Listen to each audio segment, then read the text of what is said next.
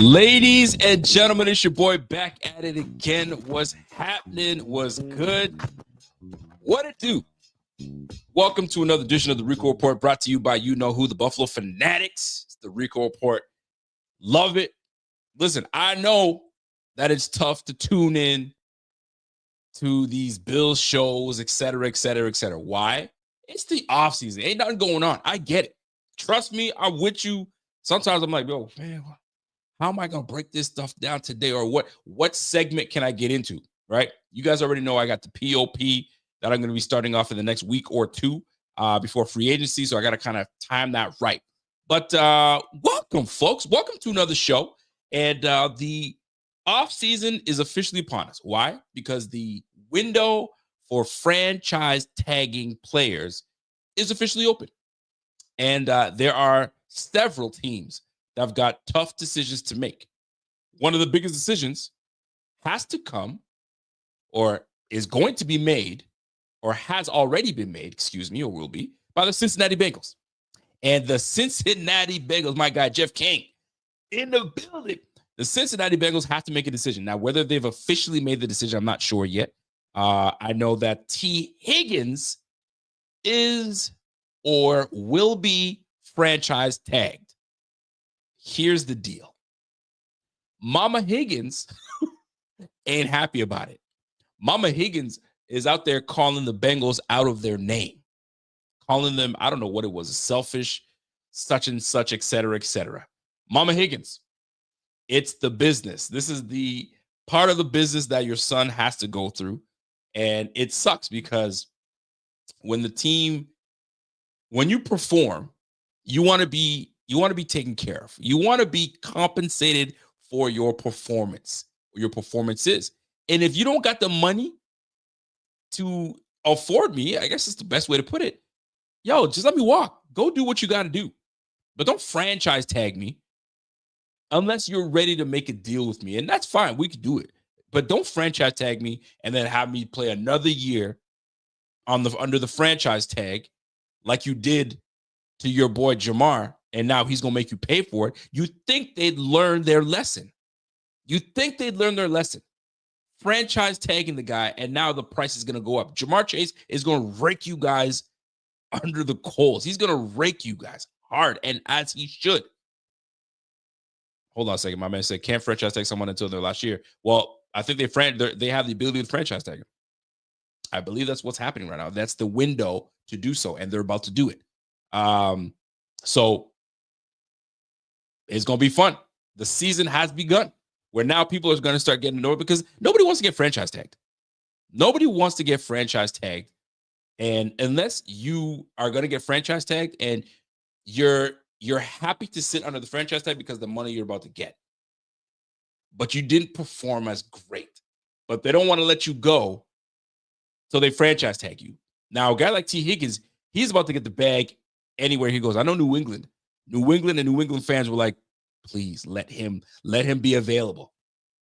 It ain't gonna happen. Cincinnati's like, yo, tag your ass. You're it. You're staying in Cincy. Let's try to work something out. Hopefully they try to work something out, but I know he mad as hell. Mama Higgins is mad as hell. And that's just the nature of the business. That is just the nature of the business. Now, before I get into my own content regarding these Buffalo Bills, I wouldn't call it a funny story, but I went to, I hope he's listening. I hope he's listening right now. So I went to a games night at a dear friend's house, and they were holding. So we had church service on Saturday evening because it was going to be a storm and church was going to be canceled. So they moved it to Saturday evening. So go to church service and it was a game night afterwards. So I was like, yo, let me just go pop by my friend's house and let's do a game night. And I didn't realize, but I happened to be sitting because I have my man's that's hosting the party with his wife. Shout out to my man Jade. He's a Niners fan. So there's not a whole lot. He wasn't able to do a whole lot of talking this year. Rightfully so. And he understood it. He got it. I respect it. Yo, my team, they're sitting on the Super Bowl blues, man. So they're not going to be in it. All right, cool. Lo and behold, I'm sitting next to a Ravens fan. I didn't know. And my man's is yapping away about, oh, how about, you know what I mean, the DEI. I'm listening. Lamar should have got the MVP, shouldn't have had it. And I'm not saying a word because sometimes you don't know how big someone is a fan. You ever talk to someone that they say they're a fan and then you start hearing them talk and you're like, nah, he ain't a fan. Like he a fan, but he ain't fan. You feel me? You know what those? There's a fan and a fan.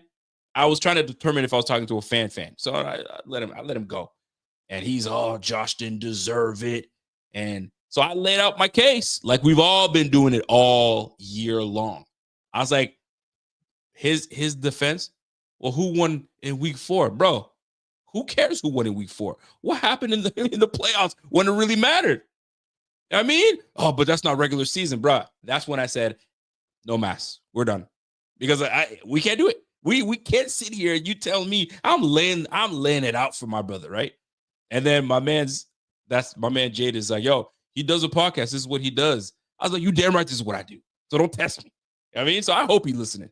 Is it Terry? I remember his name being Terran or Tehran. I told you next year, your ass better come on the show. I'm gonna roast you then.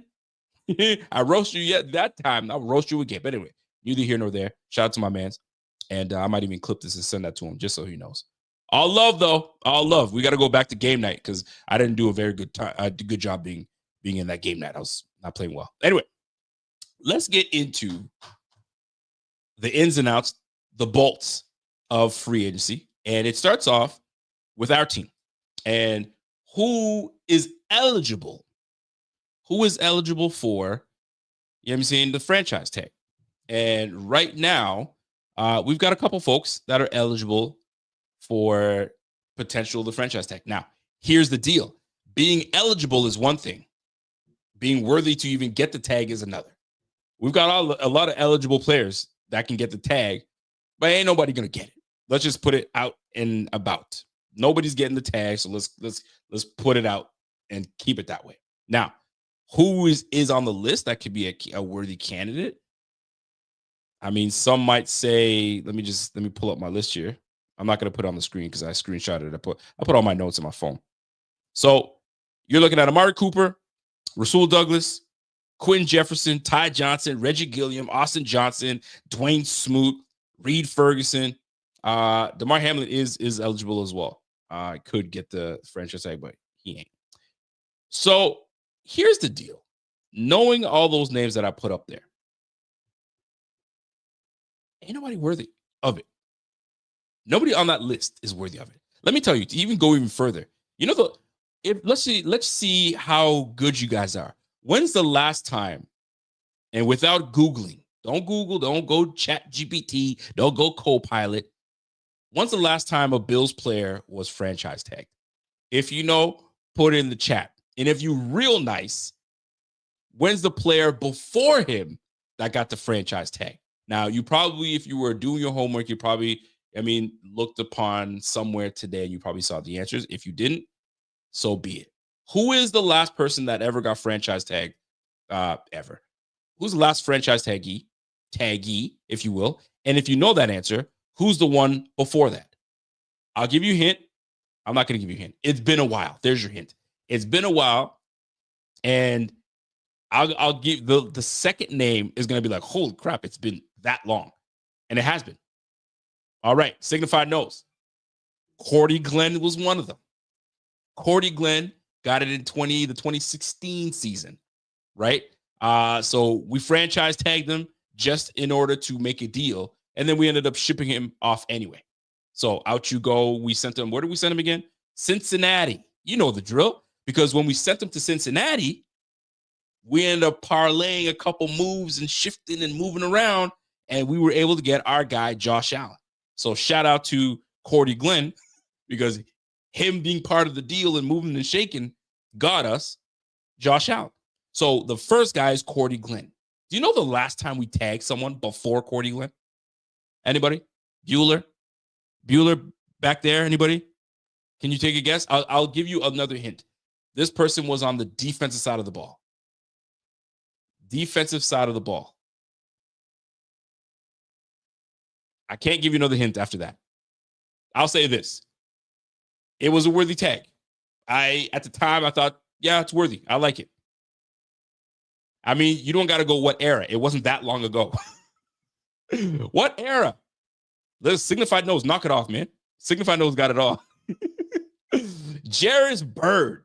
Signified Nose had it actually earlier. I tried to move on from it, but Signify got it. You got it, boy. It was Jarris Bird. Fam, did you chat GPT that? Did you Google it? Fam, Cordy Glenn, then Jarris Bird. So safe to say, we don't franchise tag anybody. And not because we didn't have the talent, because we've had talent in the past where we could have franchise tagged somebody. But at the time, there were moments that Bills just never did. We developed them only to see them walk away, which it used to drive me nuts. Talented players on the Bills roster develop, we get them great, and then they take off because we didn't want to pay them. Right? Nah, we ain't gonna franchise tag them. We ain't gonna give them that deal either. We're gonna let them walk away. I think one that didn't sit well with me was Nate Clements. I really thought we were gonna bring Nate Clements back. Another one that sat with me was Greer. Greer was one. Another one that sat with me, we just let walk, was London Fletcher. I'm not saying we should have franchise tagged them, but we could have brought them back. We did neither of the above. We allowed these guys to just walk, and they had good careers after. Winfield, good career after. We just let these good players walk. I never could understand why. It just drove me nuts. Absolutely drove me nuts. So I get into this franchise chatter. In my man said, of course I didn't use Chat GPT. So I get into these conversations with y'all because we don't have, it's like, are we just not drafting the right talent? That's number one. I started thinking about that. And then I'm like, wait a minute, we have a new regime that doesn't allow these players to walk. He actually re-signs his players. And Brandon Beane has had moments where he's drafted players and he's re-signed them and called it a day. Now, could he franchise? Is there anybody worthy of a franchise tag now? No. Will there be anybody worthy of a franchise tag next year? If it comes to that, Christian Benford might be one of them. You just never know. But here's the deal. Here's the deal, though. I think we'll get that Christian Benford deal done before he even gets to that, because that's another great thing that we gain from our leader at hand, obviously. But look at the amount of money that would be paid if we had to franchise tag. So if you got a franchise tag a quarterback right now, it's going to cost you $41 million. You want to franchise tag a linebacker? $27 million. A receiver? $25 million. Ain't no linebacker on our squad worthy of a tag at $27 million. Obviously, we don't have to deal with the quarterback position because that boy worthy of every penny he's going to get. $25 million. Ain't nobody worth it. And now we're going to get into that, right? $25 million. Remember that number, $25 million. O-line, another $25 million. If you gotta go and get after O-line and tag him, $25 million. That's what it's going to cost you. It's a lot of money. A defensive end. If we next year, it'll probably go up just a little bit. But if we have to tag someone, maybe it's Greg Rousseau. Is he going to be worthy of a $25 million tag? Maybe. Maybe not. We'll see. Defensive tackle, $23 million. Cornerback, $20 million to tag a corner. Somewhat worthy. That's a decent number. Not too crazy. If you're worthy, if you're good enough to get it, cool. A safety, $19 million. Now that's crazy to me. Tagging a safety $19 million would be absolutely nuts. And then it gets followed by a tight end at $14 million. A running back is tagged at $13 million. And special teams at $6.5. Running back is intriguing because let's just say we allow, because I could totally see this move happening. Tell me you can't see this happening here. James Cook plays through this year. I know he's asking for 15 mil. All right. Brandon Beane says, nah, bro, you're going to play this. You're going to play through this year. And if you show me what you got and duplicate your season from last year to this year, okay, we could talk about it. I could totally see it happen because get all of what, and this is I don't want to call it dirty, but this is the business side that athletes hate, is that tag, right? So James Cook is at what, 25 years of age? He plays another year, gets into his year 26. We tag him year 27. All right, bye. We pretty much got what we needed out of James Cook. Oof, that would be dirty, wouldn't it? Just give me the freaking long-term deal that I'm owed and deserve. But Brandon B might come in and be like, yo, you know what? I'll tag you at 13. Why not? I'll just tag you and call it a day. And by then, I'll have my backup set up, ready to go. And Ray Davis but Ray Davis ain't a young spring chicken. He's 25 as well. 25 going to be 26. Ty Johnson's 25. I think Ty Johnson's 27, going to be 28. So that's the dirty part of the game. Tagging a running back, ooh, you hate to see it, but it happens. And you got to play the game. You take your money, know what it is. Just you gotta try to avoid injury as best you can.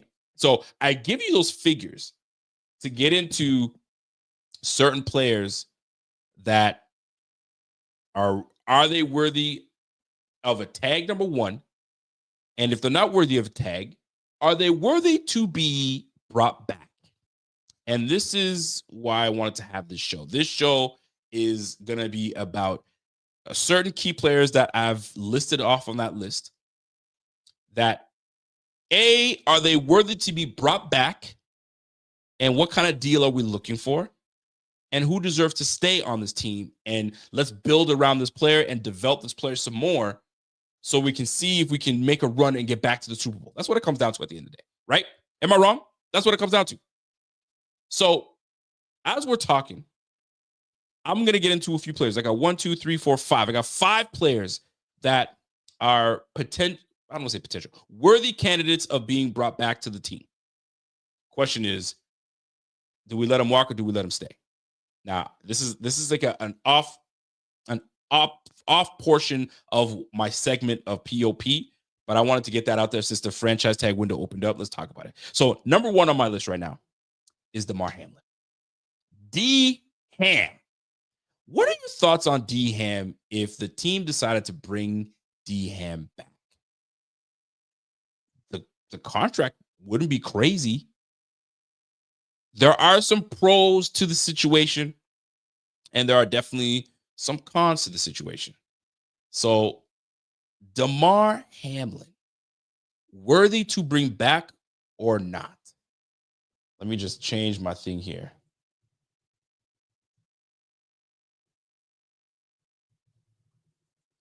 Do we re-sign Damar Hamlin? What's your thoughts? Yay or nay? Because I'll tell you something right now. If you look at his spot track, the numbers are there. Sometimes I can't even chat and type at the same time. Isn't that annoying? I can't do both at the same time. Here we go. Do the Bills resign Damar Hamlin? All right. Because that's the first guy on my list. It's a tough one for me. Because here are the pros and here are the cons. Let's talk about it, right? If you go with Damar Hamlin, somebody say, yo, stop wasting time. Don't even bother. Absolutely not. Everybody's like, don't even think about it. Fam, I got to talk about it. You know I have to. I can't just say no. We got to sensibly talk about these situations. All right? Koala's like, yo, we're a championship hunting team. We don't have time to keep wasting our project guy. I'm with you. Brother, I'm with you, but we still got to talk about it. Let's give Damar Hamlin that respect and talk about it. All right? Let's do this. Let's do this. D-Ham. Pros and cons. All right? The pros. D-Ham is a 4-year, he's a 4-year guy in the league. That's number one. He got his first year as a starter. That's number two. I didn't expect D-Ham to play the way he did. I honestly anticipated that he'd be the third safety, the rotational safety. If we need somebody to come in and be a body, if you will, then that's where D-Ham would come in and do it, because we brought in Mike. It's been so long, so he never even touched the field, right? His name is eluding to me right now. So we brought in some depth players. I mean, Kareem Jackson was on the team, for crying out loud, right? We brought in some guys that came in and were trying to you know what I mean, take the position and be there. Mike Edwards, thank you very much. Mike Eddy was non-factor to the point where he's like, yo, what am I doing here, man? Release me, please, and thank you. All right, I'm out of here. Damar took on the challenge, took on the position, and held it all year and didn't play terribly. Were there moments where you're like, But there were also moments where he was there in the right place, right time, and did what he's supposed to do. You got to give him credit for that. So 4 years in the game, right? He wasn't that crazy a liability. I think he had his best game as a pro. It was a Ravens game. This playoff game, that was the best game as a pro I've ever seen from Damar Hamlin. He put the best tape on film. Absolutely. So what's it going to cost to bring D-Ham back? And is it worth it? Now, I have to admit, last year, I thought they were going to get I thought he was just going to get released and keep it a buck, and he was out of here. I thought they kept him on because it just would have looked absolutely nasty if after his tragedy, he fights his way back into getting his confidence back and all that, just for them to say, yeah, you know what? You got to go. No, they kept him. They kept him on the squad, and he did his whole tour of, the PR tour, all that stuff. Could you imagine if they had to explain why they cut a guy that actually died on the field? Bro, they couldn't have done it. So they had to hold on to him. Now, whether financially it was viable, fine. But fam, it would have been an awful look if the Bills say, yeah, I know you lived, but and we're happy for you. We're absolutely happy for you. But here's your severance package, and away you go. Bro, they would have been cooking the Bills. So the Bills held on to him. This upcoming year, I absolutely thought he's just going to get beat out. He'll be a depth player. Maybe they'll cut him at the end and call it a day. Bro, he overachieved. He absolutely overachieved. So you got to give him credit for that. So good stuff. So here's the deal. 26, still a young guy, 27 years of age, 4 years in the league. He was getting paid peanuts. So it made sense for the team to keep him. If you bring D-Ham back, you tell him you're going to compete for the starting spot with Cole Bishop, like he was going to this offseason. And if you don't make it, you don't. And I can bring you back on the team for 2 years, $6 million, and I pay you $3.1 million. Call it a day. You're getting paid $3 million. And I have a guy that knows the system, that's gaining his confidence back. He was a full-time starter, so he has experience. He's got playoff experience. It's not a bad depth piece to bring back if you understand that Cole Bishop is going to be your guy and he's going to be your depth guy. 2 years, $6 million isn't crazy. Isn't crazy to bring back as a depth guy. And if he happens to compete and he beats out Cole Bishop because Cole Bishop just seems to not get it, which I highly doubt is going to happen, then it's a win-win. Think about that just a moment. It's not so bad. Now, the question is, do you bring him back? Do you bring him back? Because now you're telling the team, as a depth player or a starting player, depending on how they see him or how they deem him, you're telling the rest of the defense that this guy right here is going to help us get to a championship. Are you going to believe that? If you're Christian Benford, and I'm not trying to put Christian Benford on the spot, but if you're Christian Benford, if you're, Ed Oliver, you're Terrell Bernard, you'd be like, yeah? Is that what y'all think? Okay. So that's one way to look at it. So we'll discuss this afterwards. So Damar Hamlin, do you see the team bringing him back based on what I've shared with you? Remember, if he gets brought back, his salary would be peanuts. The salary would be peanuts. He has 1 year starting experience.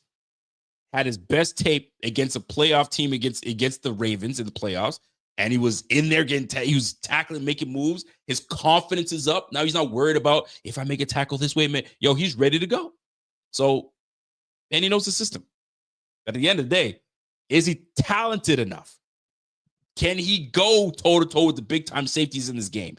Will he be a liability? Because there are some moments where I was like, yo, where D-Ham at? Where he at? Does he have the speed to stay over top? Does he know where he's supposed to be at all times? Those are things that you're going to ask for. I mean, you have a safety in Javon Hollins that's going to be available. Wouldn't you try to throw your hat in that mix to see if you can get him on the squad? I mean, there's a lot of things that we can talk about. So D-Ham is the number one, the one that player that I want to chat on. My man is not even hearing it. Aaron's just like, bro, stop the cap, cut him. Yo, y'all are harsh, bro. Cut the fat, this brother said. Yo, I get it, but I have to give you all the angles. I got to give you all the angles because sometimes you just gotta, you know what I mean? Give it some thought. Here's the next one. All right, before I get into my next player, let me see what y'all are saying in the chat right now. My man Rob said, yo, Hamlin's gone. Douglas is gone. Elam's getting traded. It's got to be a different backfield next year, for sure. I'm with you. Koala Bear says, Hamlin an expired contract too. He might have no choice but to come back to the Bills. This is what I'm saying, brother. This is what I'm saying. He might not have no choice. And they might just say, hey, we'll take you back, but you're going to be at a depth position.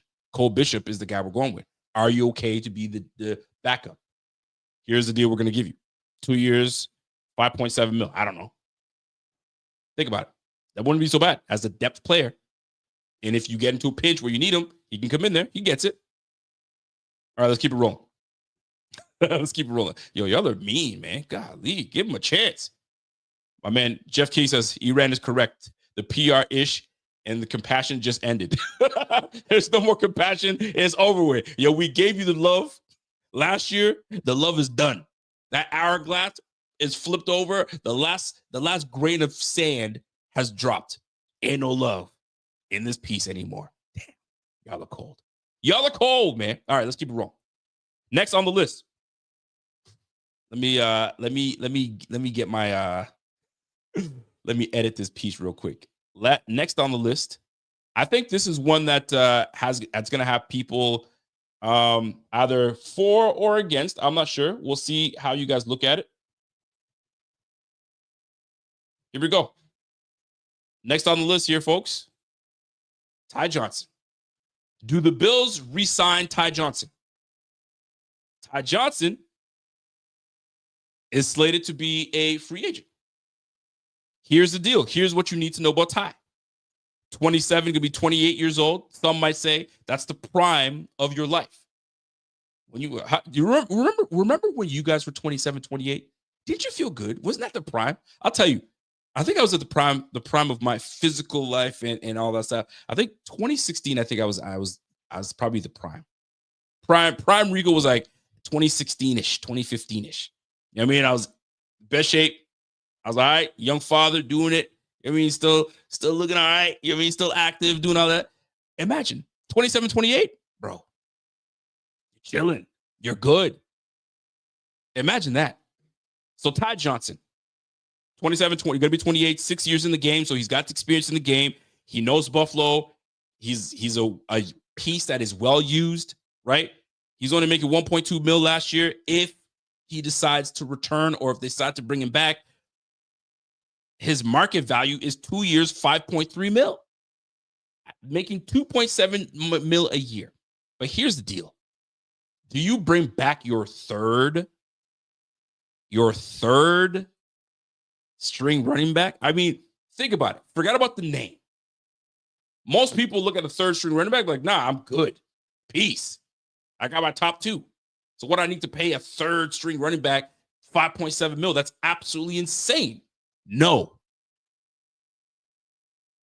But people are making They're making listen, you guys would rather keep Ty Johnson over Damar Hamlin. That started all year last year. Think about that for a quick second. So let's make the case for Ty. Ty Johnson, a reliable third down back that will pass protect, that will get you the tough yardage that you absolutely need in trustworthy moments, will catch the ball downfield and be a difference maker. We've seen it. We witnessed it. It was done all year. And made a clutch catch in a playoff game when we needed it most, when the Denver Broncos were, a surging team, and Ty Johnson catches the ball out of the end zone, slides in, controversial. Does he get in? Does he not? Is his foot on the line? Bro, it's a touchdown. Weren't we ever happy that Ty Johnson was in that moment at that time? Woo! Amazing. But he's the third string running back. You got James Cook that you're probably going to pay this offseason. You got Ray Davis that you just drafted. Bro, we got Frank Gore Jr. waiting in the wings. Why do we need to pay Ty Johnson $5.7 million over 2 years? That's the other argument. We know what he's capable of doing. We know that he's a trustworthy guy. We know that he's a great locker room guy. Oh, and let's not forget, if you're in a pinch, he can kick and punt return. So do you bring back Ty Johnson? Is Ty Johnson worthy enough to come back to the Bills? Talk to me now. You guys feel good about it or what? It's a tough one. I'm looking at Jeff King says, I love you, Damar. Number 3. That love just ended with the Super Bowl. Hey, I get it. Flex says, Damar started because we didn't have anyone better. Ty is our third string, but he's incredibly valuable. He absolutely is valuable. Is he valuable enough for you to pay your third string running back $5.7 million over 2 years? Which is about $2.7 million for your third string running back. It sounds crazy because any other third string, I don't know anybody in the league that's got a third string running back that potentially could be making that type of money. Now, I'm not saying it's a terrible decision to make. I'm not, because he brings value to the team. But you got to look at it both ways. I know the value he brings, but is the value enough for me to pay him that much if he's just going to be on the field a couple times here and there? Because my workhorse is going to be James Cook, and he may demand more touches. So that means more touches for James Cook, less touches for Ty Johnson, that you're going to try to pay $2.7 million a year. Are you ready for that? That's a tough decision. Walter says, that's a tough decision for you, maybe. The Ty decision seems pretty unanimous in the chat. I'm telling you right now, I'm trying to make a case here. I see what the chat is saying, but I'm trying to make a case here. But nobody's wavering. It's like, fuck all that. You're talking a whole lot of mess right now. Bring Ty Johnson back. All right, shoot. We 2-0 versus Rico. Hey, I didn't say yay or nay for Damar Hamlin. I just put the facts out for y'all, and then we'll revisit it at the end of the show. Let's keep it rolling. So Ty Johnson, y'all seem to be in favor of bringing it back at $2.7 million. I like it. All right, boom. Let's go to this one. This one's an interesting one. I'm curious to see how y'all are going to receive this one here. Who do you think my next person on the list is going to be? Let me just shoot. I just deleted it when I didn't want to delete it, but anyway, it's all good. Let me rewrite this thing because it just messed up on me. All right. Who do you think is coming next? And do we bring this player back? This I'm absolutely interested in. Here we go. Mack Hollins. Do the Bills bring back Mack Hollins? And if we bring back Mack Hollins, what's his value? Here's the deal. Mack Hollins, 31 years of age, going to be 32. 8 years in the league, a veteran guy, gets the job done. You know what's up. He made $2.6 million last year. We brought him on a 1-year deal, $2.6 million. Right now, his value, his market value right as of right now is a 1-year deal, $2.4 million. To me, here are the pros and cons. Here's your pros. The guy he's a gamer. He's an absolute gamer. When you need him to step up and make a play for you, he will do it with just such, I guess, with the best way I can explain it, he'll do it without even blinking. Not even no, he's got ice in his veins. He led the team in freaking receiving touchdowns, for crying out loud. How do you not bring that guy back? Not only is he one of Josh Allen's favorite targets, he's one of Josh Allen's absolutely reliable targets, dependable targets. He's a great personality in the locker room. He's a great community guy. In the Bills Mafia love him. I mean, shoot, are we bringing him back? Is this a no-brainer? Now, here's the deal, though. Hold on. He is going to be 32. 32 years old. You know what that means in the NFL. 32, you up there. We call that long in the tooth. He may not have the speed that these young guys have. I mean, and he may not have the route running abilities like all these young guys, but he seems to be available every time Josh Allen needs him. How could you not bring this guy back to the Bills? At market value of only 1 year, $2.4 million, you absolutely bring him back, because there's just more upside to bringing him back than letting him go. This ain't, I mean, just some run-of-the-mill type dude. Like, for others, perfectly fine. When he was with the Raiders, he was one of the better receivers on the squad. I don't know what the heck happened to him in Atlanta, but he found himself a right team with this Buffalo Bills. I can't see why they don't want to bring this guy back. Now, the only thing that stands out to me is if they say, hold on, did no one see that over the shoulder? But like, oh, I know. Please, 32 or not, he's an effing gamer.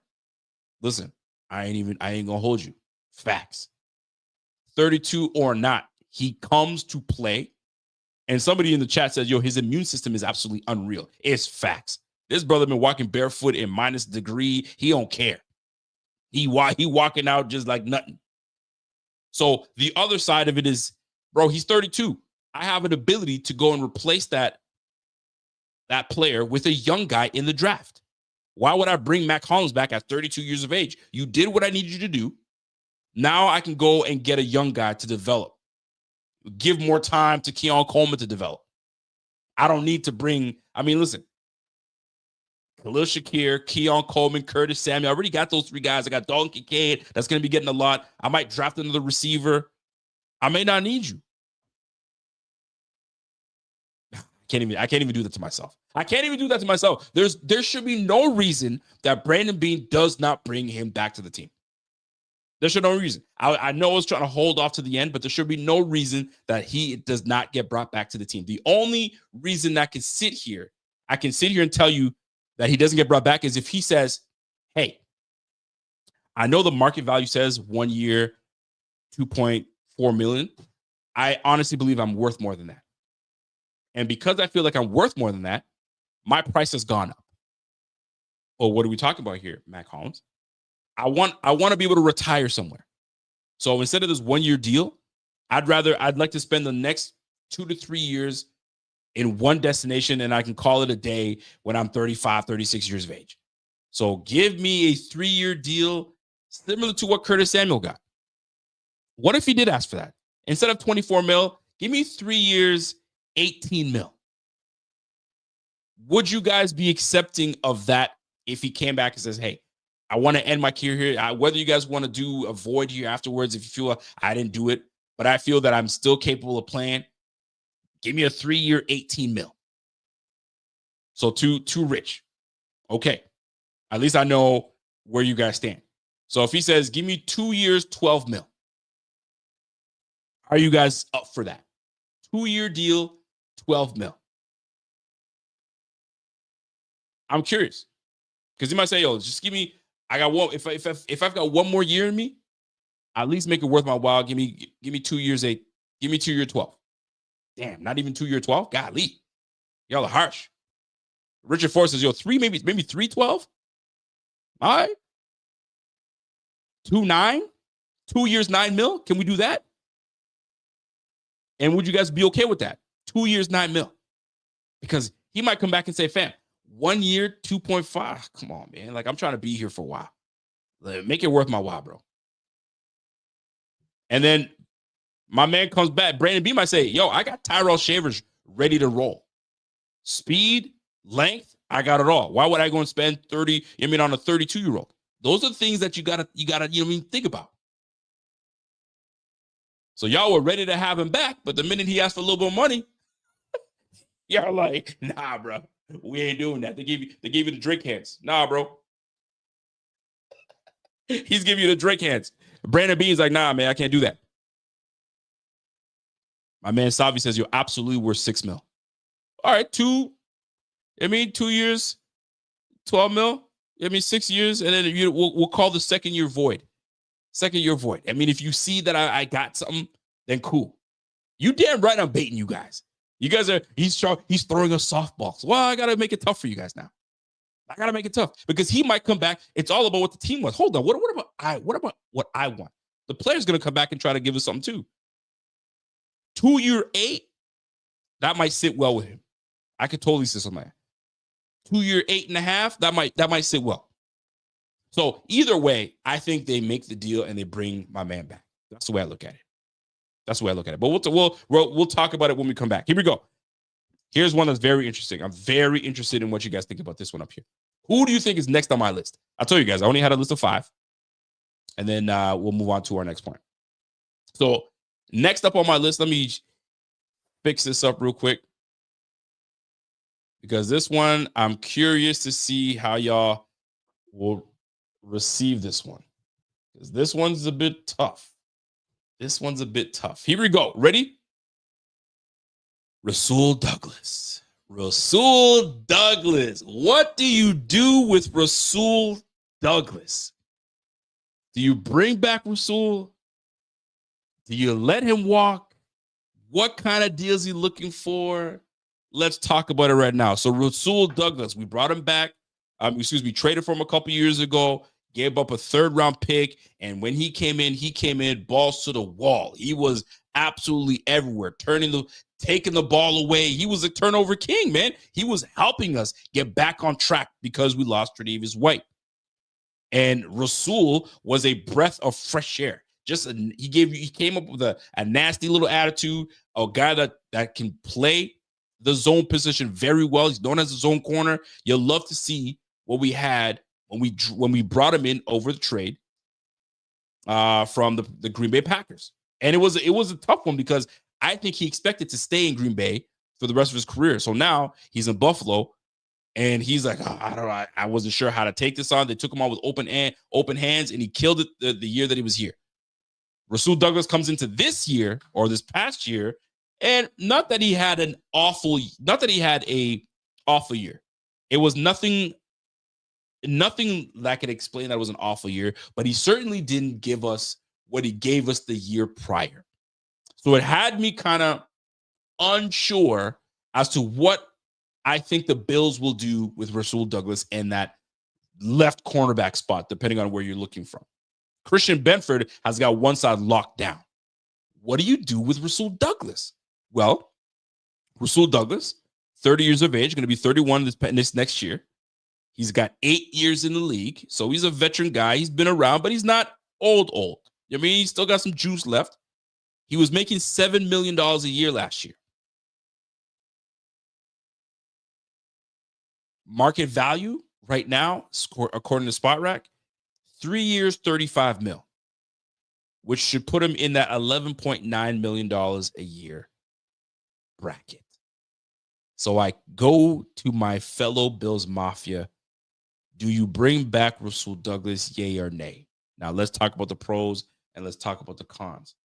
So Rasul Douglas, not a guy that will be caught, you know what I mean, in making rookie mistakes, right? Young guy mistakes. You know, a guy that's been around, he's been in different systems. He understands the game. He understands where he's supposed to be, right? He's a veteran guy in the locker room. So there's some great qualities that he brings into this team. He has the ability to get nasty and get dirty and jump in and make some tackles, right? He's got the knack for where the football is. Didn't quite find it this year, but the year before that, he was absolutely everywhere. You love to see it. And it gives you a veteran guy on one side of on your defense. Think about it. You're going to potentially have Cole Bishop. You're going to have Christian Benford, right? You have some two young guys there. And Rasul Douglas gives you like a veteran guy that's seen things in this game. So what do we think about Rasul Douglas returning? 3 years, 35 mil, $11.9 million. Are you in on bringing him back and pairing him with Christian Benford and running it back with this defense? Think about it. Rasul, Benford, Cole Bishop, Taylor Rapp. Are you good with that nucleus? Or do you feel that we should open up that cornerback spot and get someone in here that gives us a little bit more juice, a little bit more youth? What say you? Do you like the 3 years, 35 mil at 11.9 mil? My man Walter says that's a hell nah for me. Take that BS somewhere else, is what he's saying. My man said, yo, no, save the money and draft a cornerback. These guys don't come up very often. Got to strike while the iron is hot. Who are we referring to? Because I'll tell you right now, if you look at Rasul Douglas, let me pick up my guy Rasul Douglas here. If you look at Rasul Douglas and you look at his market value, and the market value is not crazy. Like paying a corner 11.9 mil, that's not a 34, 35-year corner. He's 30, going to be 31. He's going to be going into his third year with the team. They know him quite well, but do you want to invest another 2 years in Rasul Douglas? That's the real question. Are you ready to do all that? That's question number one. Question number two. If you do bring him back, you're looking at the comparable players that gave him what he kind of gave you. His comparables are the Darius Slays of the world, the Darius Williams, the Cameron Suttons, the Kendall Fullers. Those are around, guys that are based around his age, contract status, stats. So his stats are compared to those guys. So if I were to say, did you want to take a Darius Slay if he was available? Well, Darius Slay kind of give you similar productivity that Rasul Douglas gave you. So you ready to do that? So those are things that you gotta compare. You want to stay with. Now, in that range, those are the players that you want to compare to. Now, are you ready to pay up 11.9 mil for Rasul? You got some pros, you got some cons in there. Are we ready? And right now, it doesn't seem that anybody's split on this.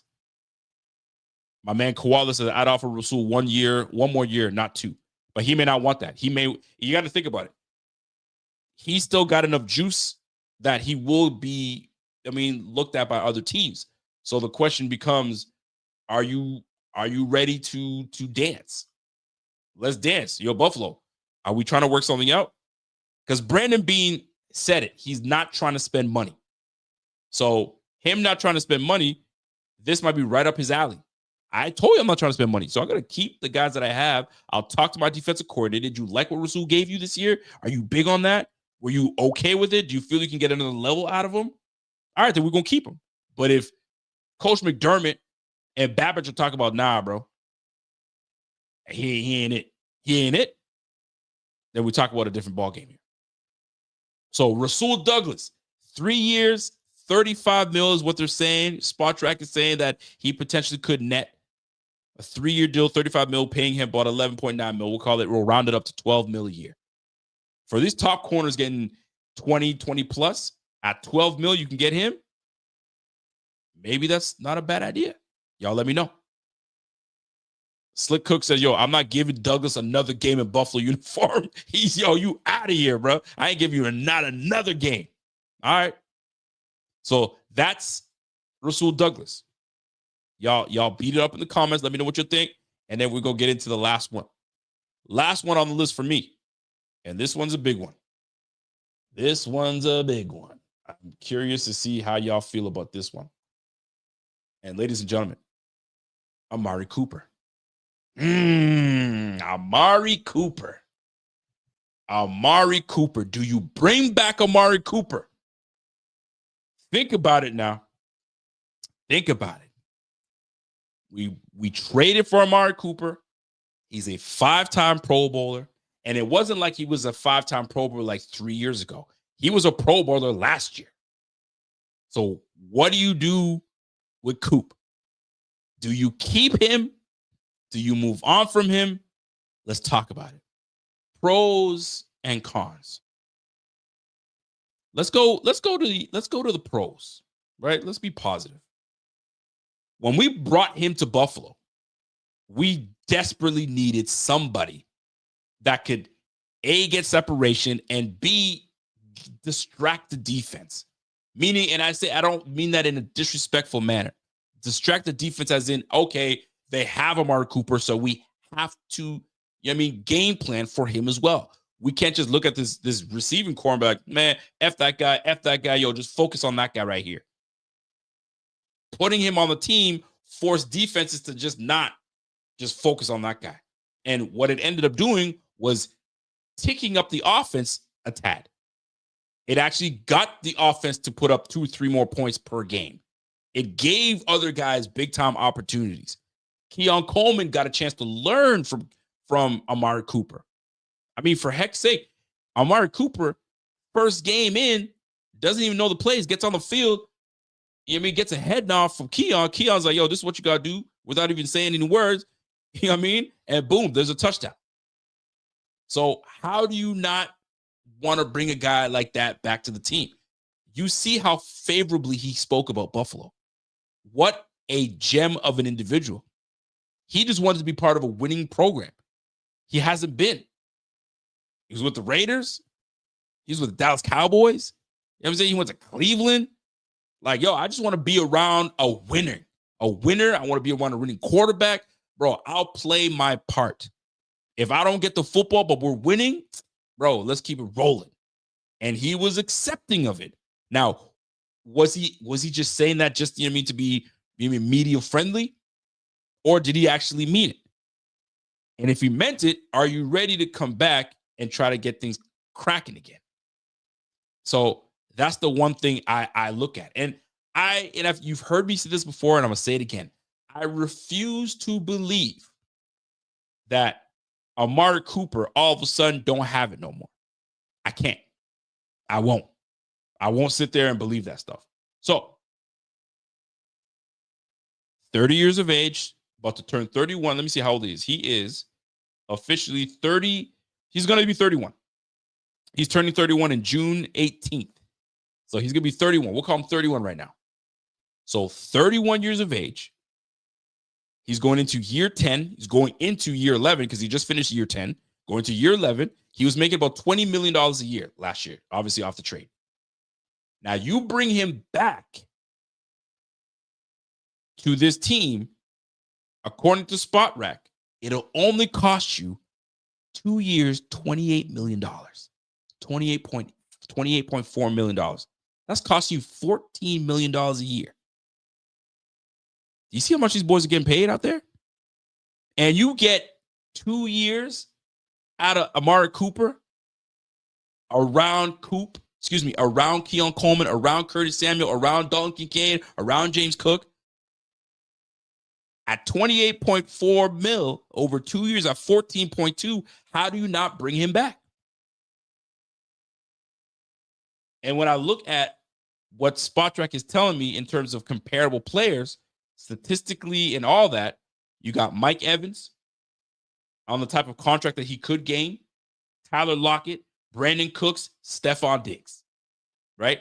That's the type of money that these guys around that contract length, that's what these guys are going to be getting. Statistically, Amari Cooper's around these guys. Around these guys. You can't say not, right? Receiving targets per game, he was getting 7 receiving targets per game from 2022 to 2024. Stephon Diggs, 9.5. Brandon Cooks was getting 8 targets. Tyler Lockett was getting 7 targets. Mike Evans was getting 8 targets. The last 2 years, he was getting 4 targets, 4 receptions per game. The last 2 years for Amari, 6 for Stephon, 5 for Brandon, 4 for Lockett, 4 for Mike Evans. Almost 4.5. I'll say 5. I'll just round it up. So 5 for Mike Evans, 5 for Lockett, and right now, my man Amari Cooper was getting about 4. 64 yards a game is what he was gaining. And as opposed to the other guys, the other guys were much above. So he's on the lower tier of these guys here, statistically, and some of the things that I'm looking at right now. So at 14 mil, do you do it? Does it seem too steep? Do you take that money and say, yo, Amari, it's been real, it's been cool. I'm gonna send you packing, bro. Like, yo, you go find that deal somewhere else. The chemistry between you and Josh, it just wasn't it. And this is what gets me into the cons. Him and Josh just never could get like this. They just couldn't. And I've seen receivers go on new teams and they just jump in and get busy right off the rip. Who do we have that joined our team several years ago? I forgot. His name was Deontay. Was it Deontay Johnson? I can't recall. First name was Deontay. I just can't recall exactly what it was. And he got brought onto the team, and him and quarterback were like this. They just clicked. It just worked. Amari, it didn't quite work. Now, blame it on the injury, the broken wrist, the time with Josh. Yeah, not Deontay Hardy. It wasn't Hardy. It was Deontay Thompson. Thank you very much. Deontay Thompson joined the squad. Very little time. He was making things work. So I don't want to hear that it just the chemistry, they need time. I've seen quarterback and receiver mesh right off the rip because they just get each other.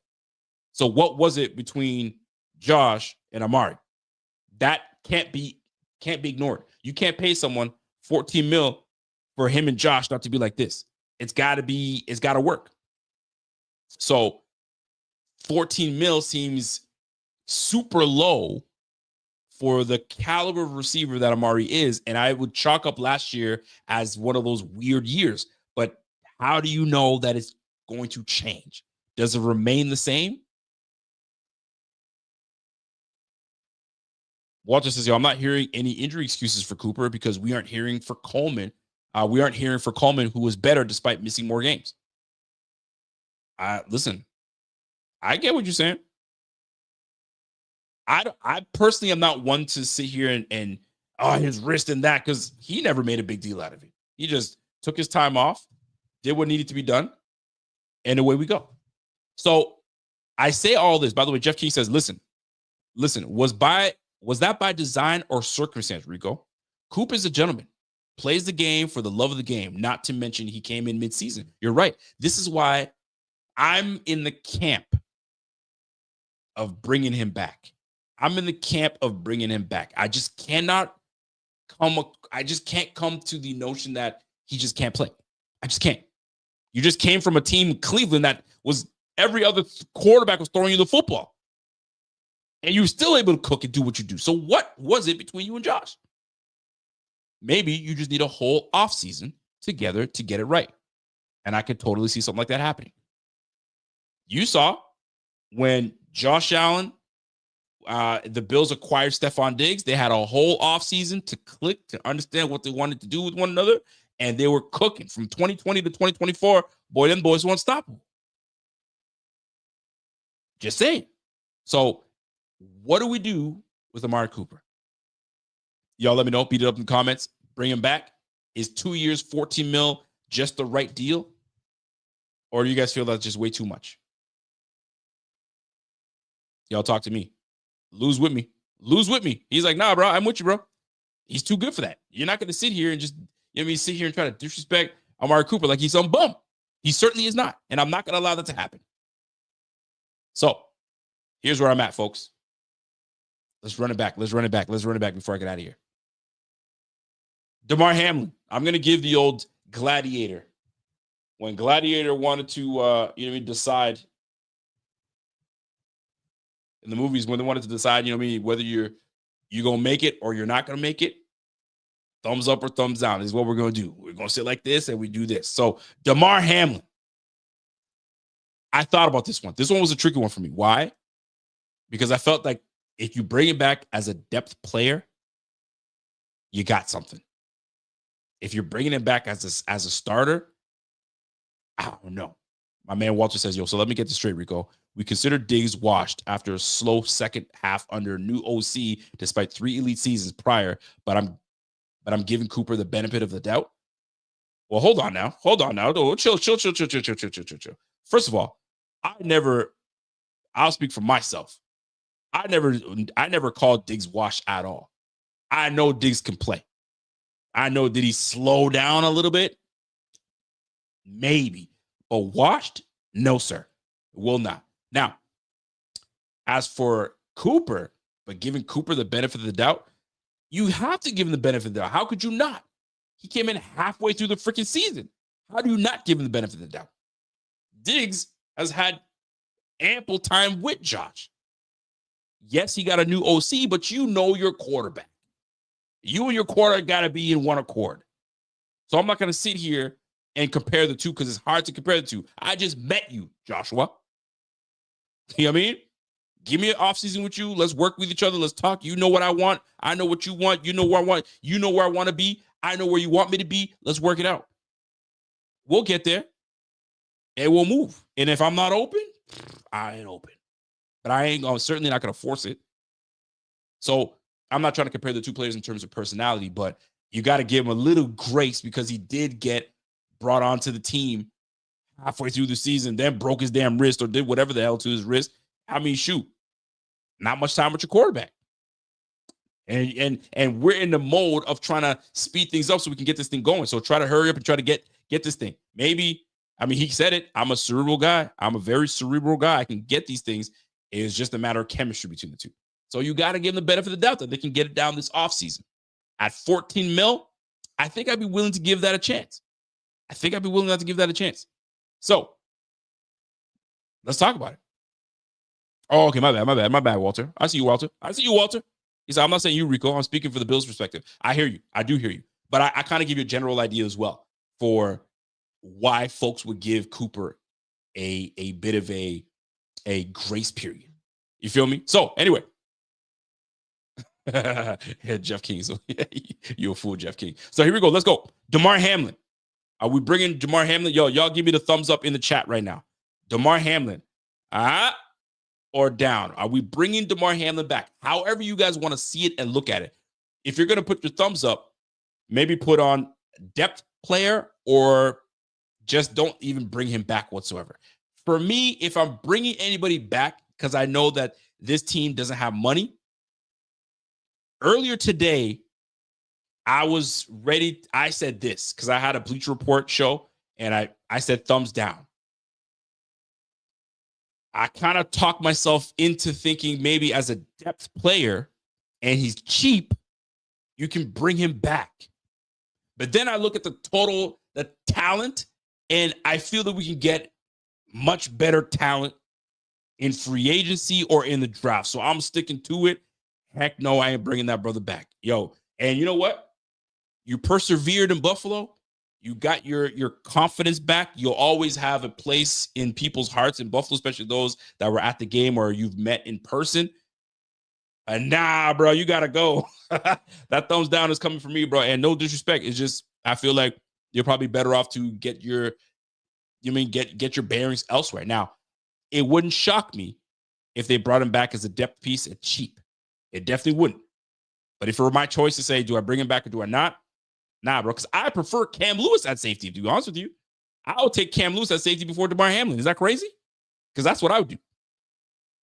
And I got Cole Bishop ready to go, so I'm good on that. We good on that. So thumbs down to my guy, Damar Hamlin. Here we go. Ty Johnson. What do we feel about Ty Johnson?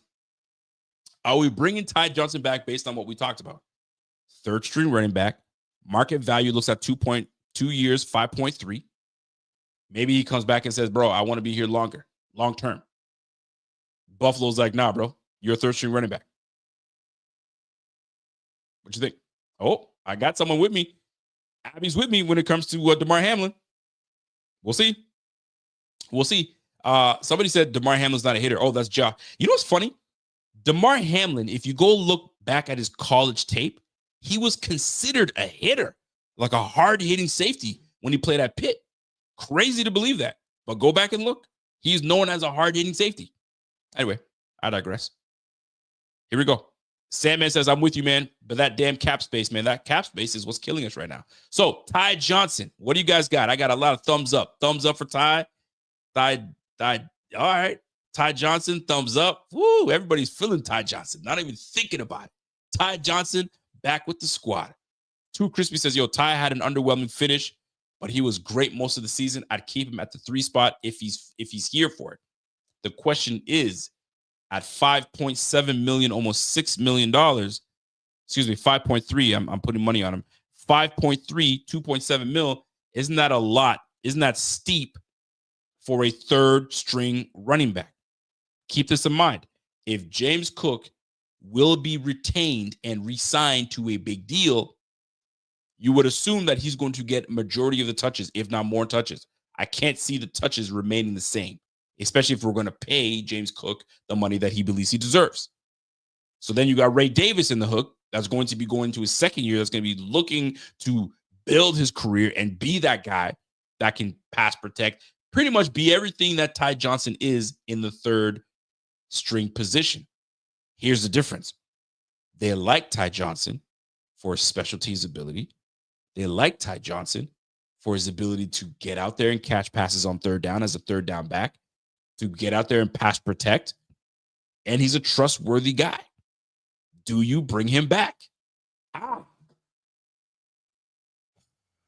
Frank Gore Jr. Are we in for Frank Gore? Do we care? Did he do enough for you to say, are we looking at the name and nothing else? Do we want to see more of Frank Gore Jr.? What do you do with Ty? Laura, you're right. You're absolutely right, Laura. We're so broke, we're making decisions with only $2 million. I got it. That's when you know you don't got no money. You should be like, yo, like you got a $2 bill, you folded it once, you folded it the other time, then you folded it back down. You trying to make the most out of nothing. Well, here's my decision. Bring Ty Johnson back. If you're going to make a run and go back to the playoffs and go back to make a run to the Super Bowl, you don't want to change too much. You want to keep the core together. So you got to bring Ty Johnson back. And if Frank Gore Jr. can beat out Ty Johnson fair and square, then shoot, we got ourselves a competition. But I'm bringing Ty Johnson back at $2.7 million a year on a 2-year deal. Why not? Peanuts. Let's run it back. If you want to keep things the way they are, let's run that thing back. Because that's what it comes down to at the end of the day. Running it back and just tweaking a few things that we do have. Keeping the offense intact as much as we can. Why the heck not? You got to do it. My man Koala says, facts. We don't need to drastically change the whole team. We just need that dude. 100%. I'm with you. So, everybody, are we in? Thumbs up. If you're thumbs up, give me a thumbs up in the chat. If you're like, nah, bro, I'm not feeling that, give me that thumbs down. But I think I saw a whole lot of thumbs up. So, let's keep it like that. We'll go thumbs up. Here we go. Next on the list, Mack freaking Hollins. Mack Hollins. Are we bringing him back? 32 years old. Not the fastest guy. Doesn't have the greatest hands. But boy, when we need to call on someone to make something happen, he's been that guy. Led the team in receiving touchdowns. How do you not bring Mack Hollins back? Give me the thumbs up. Mack Hollins is here to stay. You got to give it to me. Boom, boom, boom. Mack Hollins got to come back. Like my man Koala and I were saying, you can't change drastically too much. You want to add, but you don't want to subtract too much. You want to add to the scene. And if the addition that you make happens to allow you to subtract somewhere else, but it still makes you potent, why not? Mack Hollins, you coming back to Buffalo, baby. You coming back to Buffalo. And if you don't like that 1-year deal that Spot Track is saying that you're worth, we could talk about a 3-year deal. 3-year, $9 million. You know what I mean? You get $3 million here, 3 there. We call it a day. It's a win-win. You get to end your career in Buffalo. How about that? 3 years, $9 million. Let's go. You know what I mean? Last year is voided, and if we like you enough, we'll give you some more. We can tinker with the contract. I like it. Are y'all with me? Y'all with me? We give him thumbs up. Boom. Let's go. Mack Hollins all day. We like it. Let's go. 10 toes down. Let's go. What's up? My girl Caitlin Blount says, yo, absolutely thumbs up. He needs to come back. He will want to come back. And he will ball out again and get paid somewhere next year to end his career, or win a Super Bowl and we can end his career here. I personally don't think he wants to go anywhere else. I think he's found his spot. I think he enjoys the Buffalo fans. I think he enjoys the city of Buffalo and how they love their ball. How do you not want to play with Josh Allen on top of that? And you're close. You feel like you're this close. Why don't you want to be part of that? Yo, give me a thumbs up. Give me that thumbs up, man. You got me looking like Jim Duggan. Oh, give me that thumbs up. All right, here we go. Next on the list. This one's a tough one, man. Rasul Douglas. Do you bring back Rasul?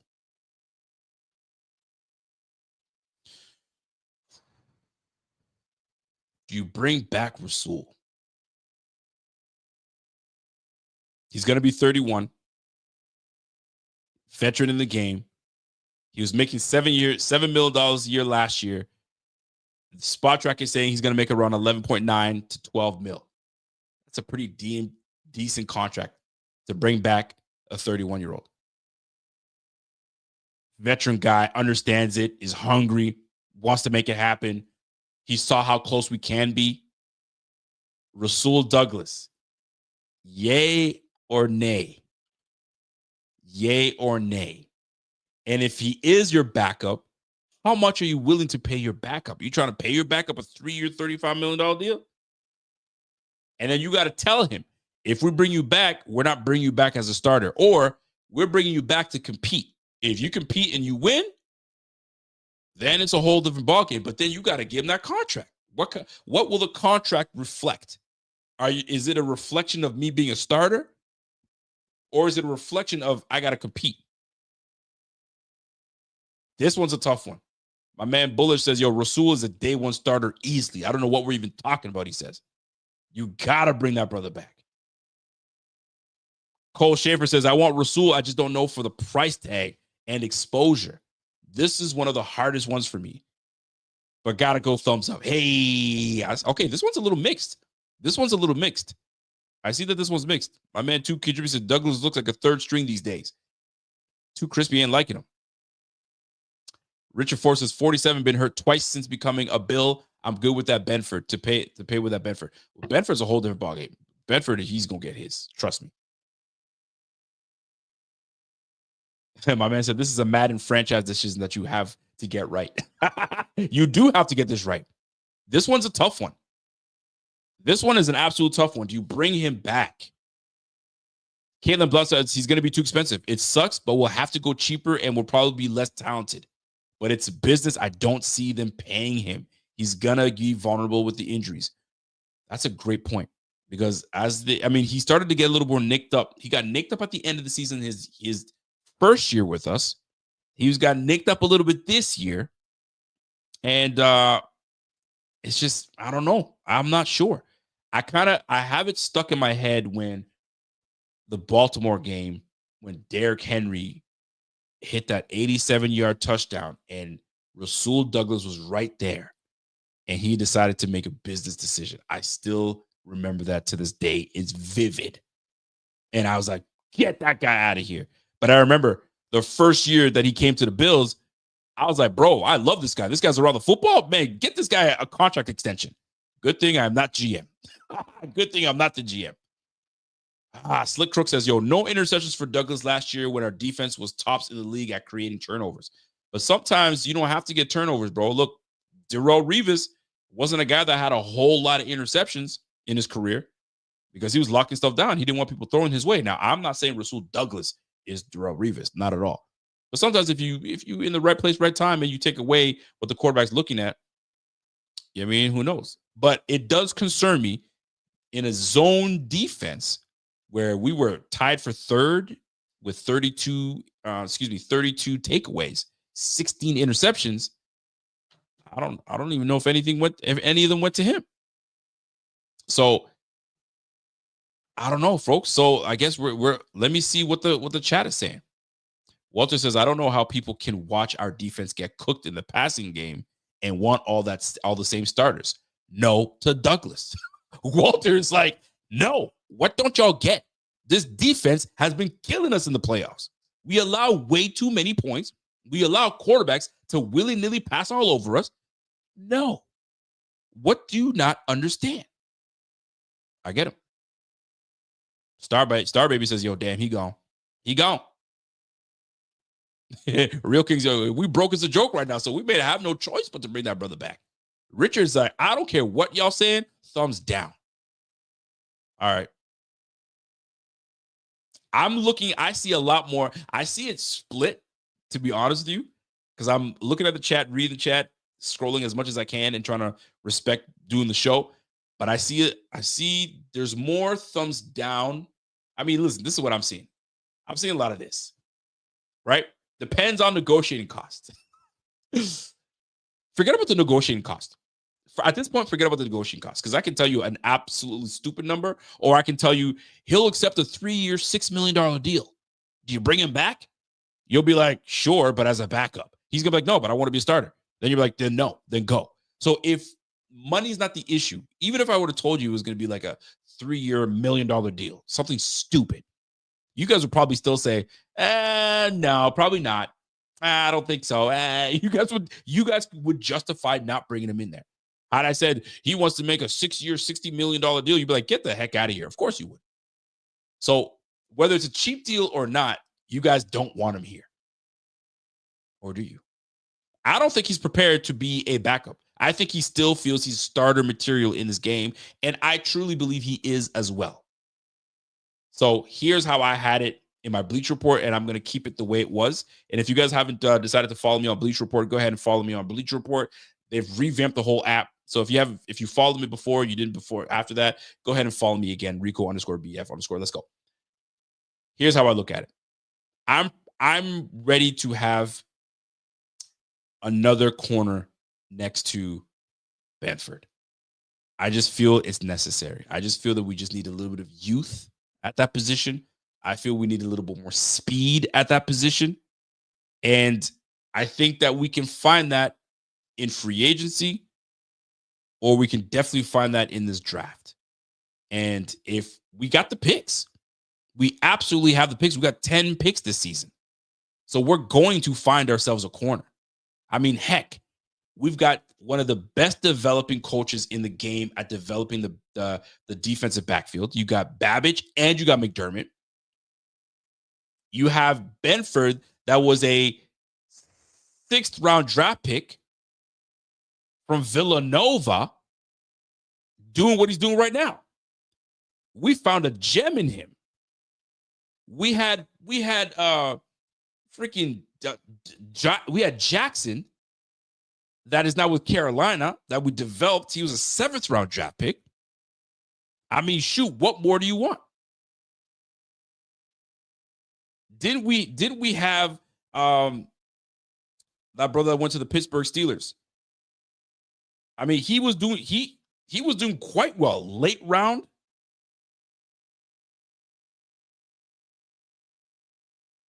I mean, I don't know what else to tell you guys. Levi Wallace was a serviceable corner. It wasn't like we drafted that brother in the 1st round, bro. We can move on from Rasul Douglas not because he can't play, but because I feel that we can get someone in the draft. Dane Jackson, thank you. We can get someone in the draft to develop and get the most out of them. Levi Wallace, Dane Jackson. Who else am I missing that we've had before? Cam Lewis has been serviceable at corner. I think we'll be all right. I honestly think we'll be all right. I think we let Rasul Douglas walk. We get cheaper. We need to get cheaper anyway and put more money in our pocket. Too Crispy says, yo, Wallace and Dane State still ain't it. Douglas was a massive upgrade. He's regressing pretty quick, though. Well, that's the point. We got to get younger. We have to get younger. We do. It's just simple as that. I need my defensive backfield to be on the younger side. Look, Cole Bishop, 22, 23. Taylor Rapp, 25, 26. I think he's just about to turn 26. Christian Benford, 23, 24, maybe 25. I'm not even sure he's that close. I like my youth in my cornerback room. So for me, I think we spent a lot more time than I wanted on this one.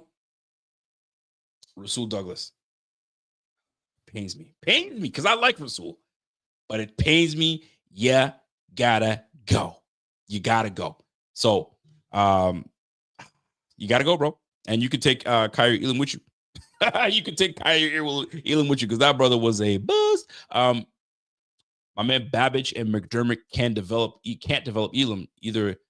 I'll give them their props. Listen, Kyrie Elam is a very interesting case. Kyrie Elam is an interesting case, man. Kyrie Elam. Oh, I can't understand that, brother, man. I just cannot. I can't understand him. You got all the tangibles, the physical tools to be what is good, what looks like a corner. The speed, the length, the physicality, because I know he wants to tackle. He'll tackle. But between the ears and that heart, he ain't got it, kid. He ain't got it. He ain't got it. That's just the best way I can put it, man. Elam holds you.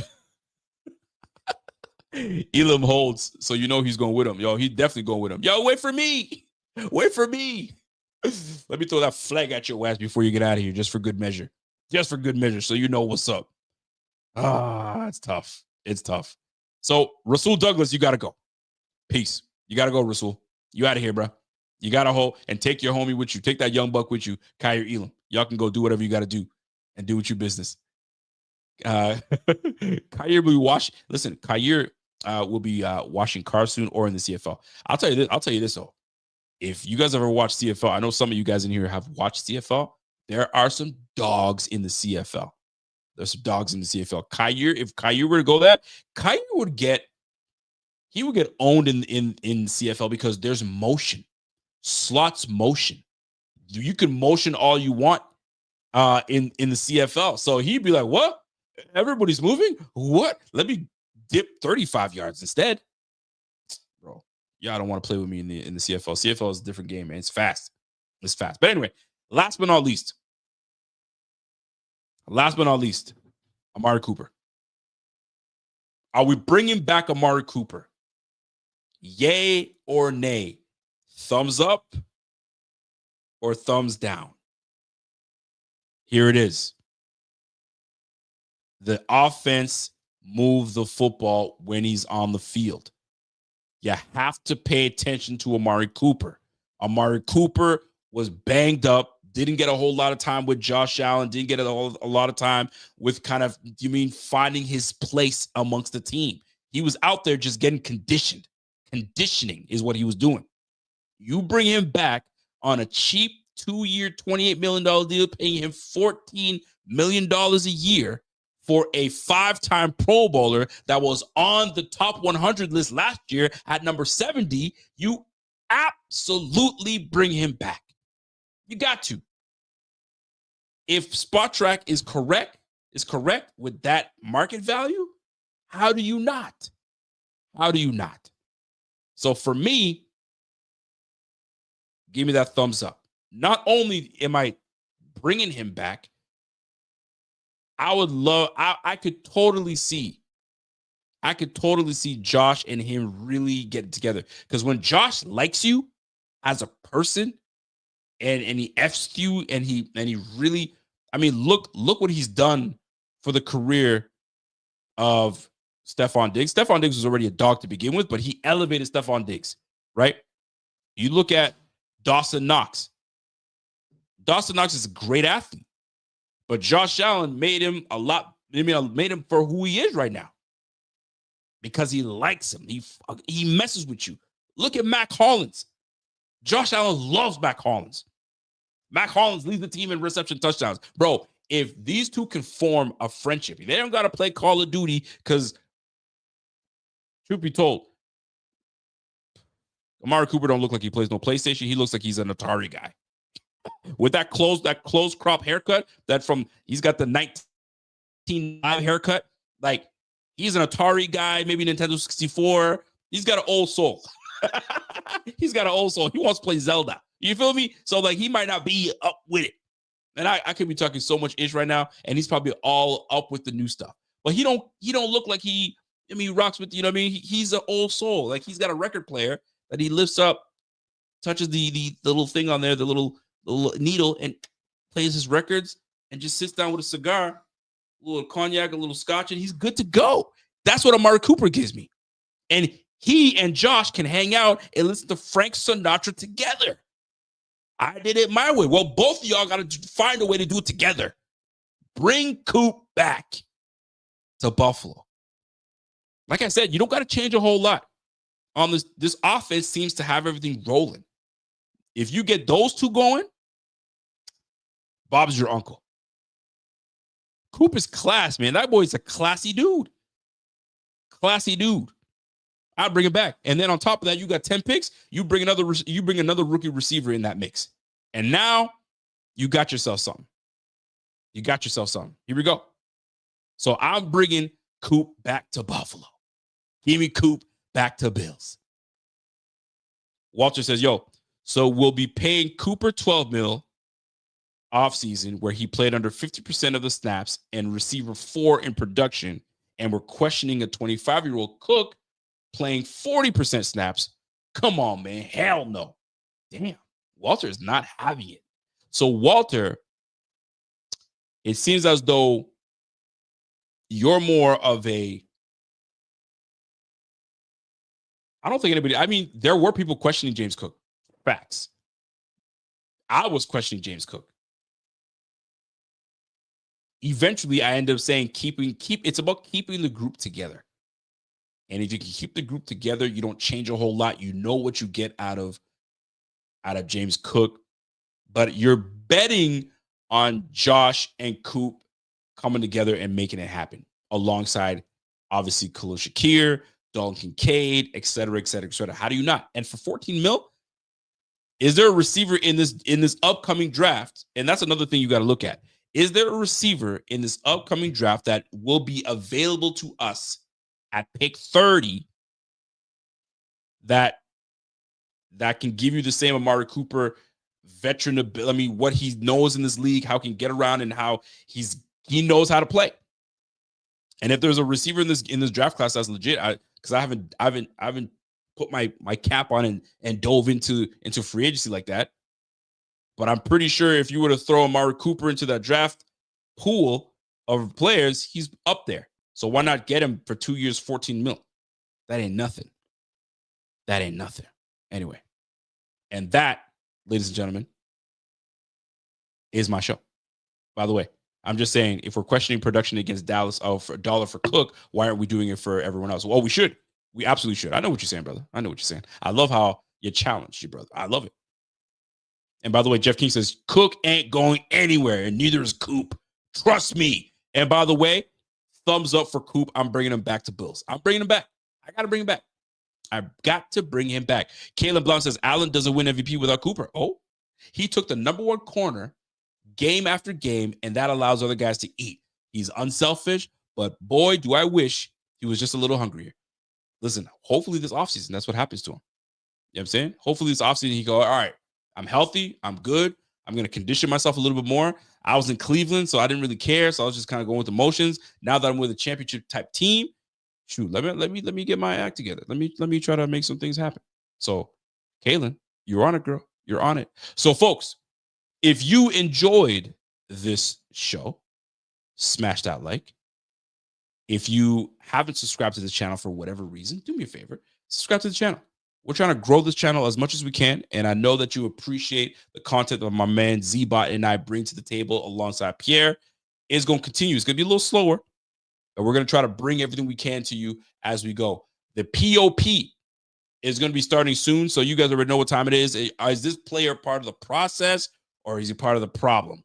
We're going to go through the whole roster, and then free agency is about to start. Bro, things are going to happen, man. Things are going to happen, but it's going to be slow. It's going to be slow. Last thing before I get out of here. For the hockey players and the hockey watchers in the chat, I'm not a hockey guy, but I'm going to tell you something. The Canadians might take your ass.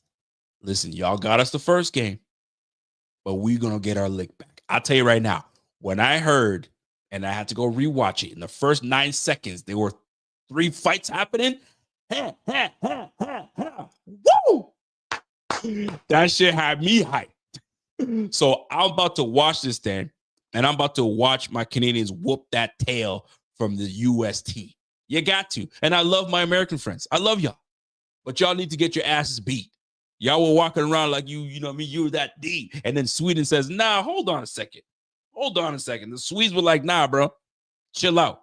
And we handled the Swedes. We handled Finland. So we're going to handle your ass again. We're going to get our lick back. We are going to get our lick back, and it's going to be nice. And I can't wait, because Friday, I'm going to come on your, I'm going to be all over your asses. And we better win. We better win this time. My man said, yo, Rico, you picked the wrong time. Disappointment loading. This is why I can't wait. I'm not even a hockey guy, which is crazy. But this little thing got me rolling. And here's why I bring it up. Here's the reason I bring it up.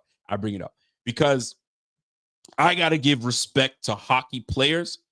I got to give respect to the sport of hockey. You don't really see a whole lot of, you know what I mean, out of the best sports in the world. You hear soccer, you hear football, you hear the NBA, and then you hear hockey and everything else, right? But I got to say, there was a clip from PK Subban today that I clipped on my Twitter, and I could not agree more. PK nailed it on the head, and he was talking about the passion that hockey players bring. There's no faking the funk.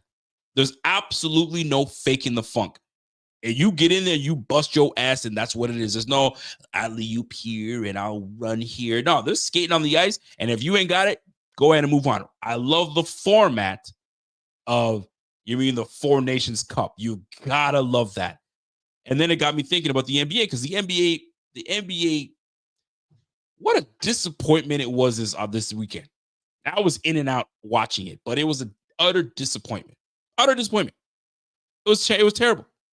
So I have a moment to kind of, express that the hockey dudes are doing it right.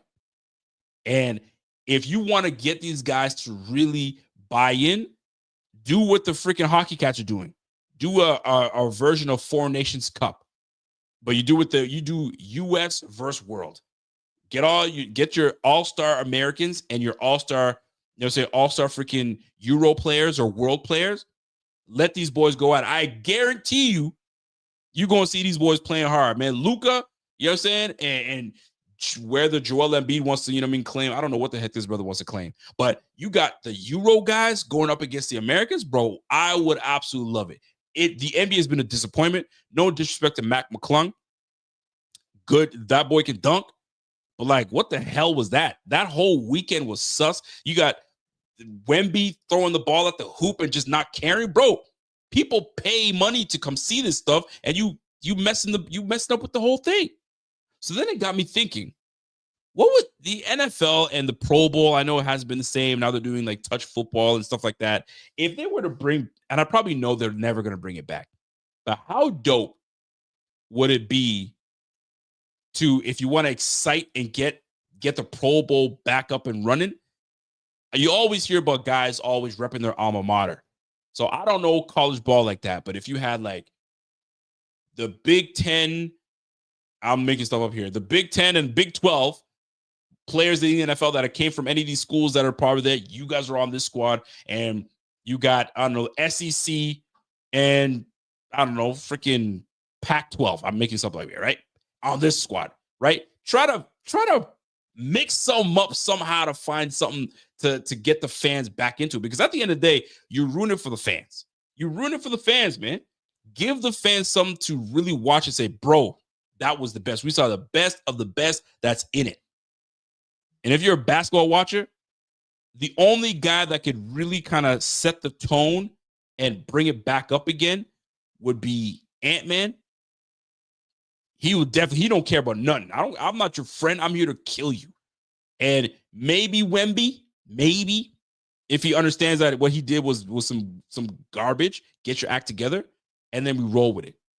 But the NBA product, ain't nobody watching that mess no more. And then once LeBron goes, what you got? When Kobe and Jordan, Iverson, and them boys were doing, they went at you. They were at your ass, man. Now, it's a damn joke. It's an absolute damn joke. But good for hockey, man. Hockey got everybody talking. They got everybody talking. They got me talking hockey. I mute the word hockey on my Twitter just because I don't want to hear nothing about hockey. But shoot, I unmuted that bitch. I was like, yo, let me get into it. Sports is sports. You got to love the sports. Love to see it. So that being said, go Canada, go. And we going to whoop on them USA boys. And then come Friday, y'all going to hear me. Y'all going to hear me. And if we lose, I'm up for it. I'm up for it. I'm totally up for it. By the way, Jeff King comes in, toughest game around, takes ball to play hockey, takes heart to play football, but hockey, all balls, bro. Love it. Love it. Playoff hockey is a different ball game. You got to love that too.